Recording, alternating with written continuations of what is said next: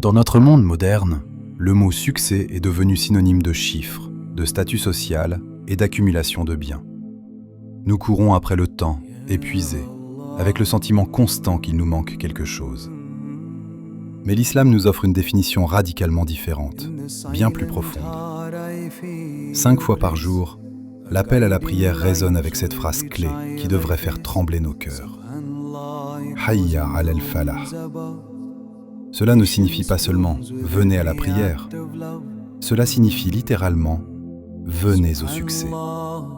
Le muezzin ne dit pas « venez à l'argent » ou « venez au travail ». Il lie le succès éternel à la posture de la prière. Si vous cherchez la réussite dans votre vie de famille, dans votre santé, dans vos projets ou dans votre paix intérieure, sachez qu'il existe un protocole divin. Une routine pratiquée par le meilleur des hommes et par tous les grands savants qui ont marqué l'histoire. Ce n'est pas une méthode de productivité pour faire plus, c'est une méthode spirituelle pour faire mieux, avec la baraka d'Allah. Chapitre 1. Le dénouement des nœuds. Le premier obstacle au succès, c'est la lourdeur de l'âme au réveil. Vous connaissez cette sensation. Le corps est lourd, l'esprit est brouillé, l'envie de rester au lit est irrésistible. Selon un hadith authentique, ce n'est pas juste de la fatigue. Lorsque nous dormons, le diable fait 3 nœuds sur notre nuque. Sur chaque nœud, il souffle pour nous maintenir dans l'insouciance et nous murmure « Dors, la nuit est longue ». La routine du succès commence par un acte de libération précis, en 3 temps. Premièrement, l'évocation. Lorsque vous ouvrez les yeux, avant même de regarder votre téléphone, mentionnez Allah. Dites « Alhamdulillah ». À cet instant, le premier nœud se dénoue. Vous remettez le Créateur au centre.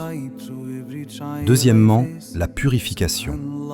L'eau des ablutions dénoue le second nœud.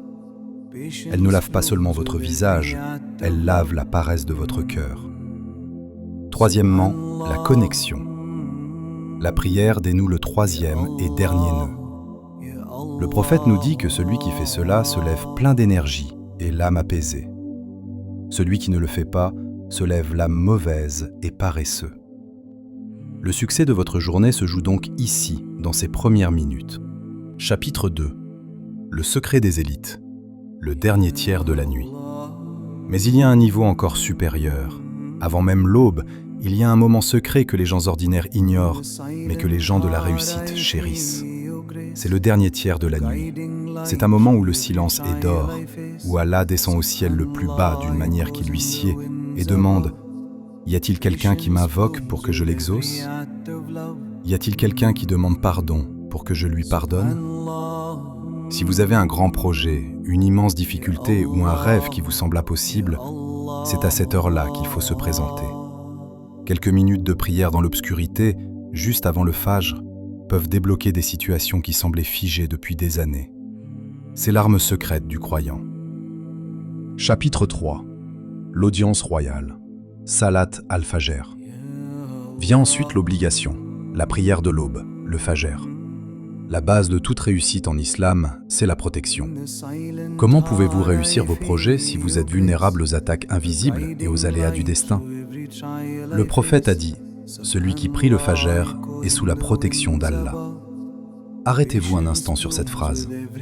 Imaginez commencer votre journée en sachant que le roi des rois vous couvre de sa garantie personnelle. Quelle épreuve pourrait vous abattre ? Quel humain pourrait vous nuire ? De plus, Allah dit dans le Coran que la lecture de l'aube a des témoins.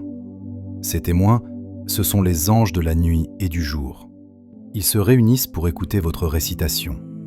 C'est un moment d'audience privée avec le divin. C'est là que vous puisez une force inébranlable pour affronter la journée. Chapitre 4. La clé de la baraka, le temps béni. Après la prière, le véritable gagnant ne se précipite pas vers la vie d'ici-bas. Il ne retourne pas dormir. Il reste assis. C'est le moment des invocations du matin, les adkar. C'est le carburant du cœur. Et c'est surtout le moment de la baraka. Il faut bien comprendre ce qu'est la baraka. Ce n'est pas la quantité. Avoir de la baraka, c'est quand un petit salaire suffit à combler tous vos besoins et vous rend heureux. C'est quand vous avez peu de temps, mais que vous accomplissez des tâches immenses. C'est quand vos enfants vous écoutent et que votre foyer est apaisé. Le messager d'Allah a invoqué spécifiquement ce moment en disant « Ô Allah, bénis ma communauté dans les premières heures de la journée.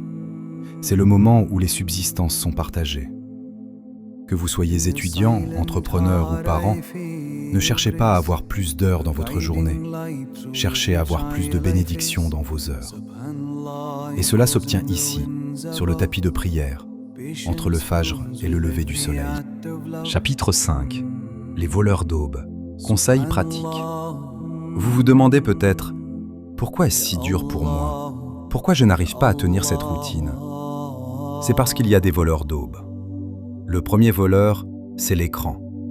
La lumière bleue de nos téléphones tard le soir tue notre sommeil et pollue notre cœur avant de dormir. Le deuxième voleur, c'est la nourriture excessive le soir, qui alourdit le corps et l'esprit.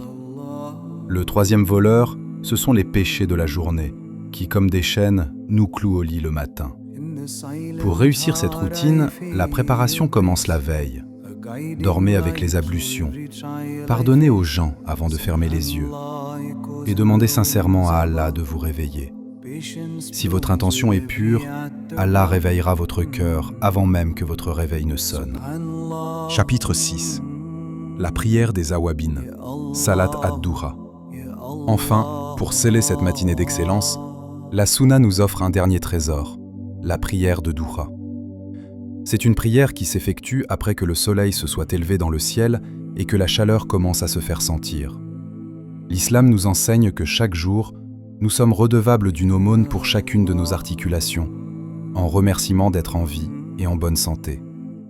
2 unités de prière à Duha suffisent à s'acquitter de cette dette immense. On l'appelle la prière des awabin, ceux qui reviennent sans cesse vers Allah.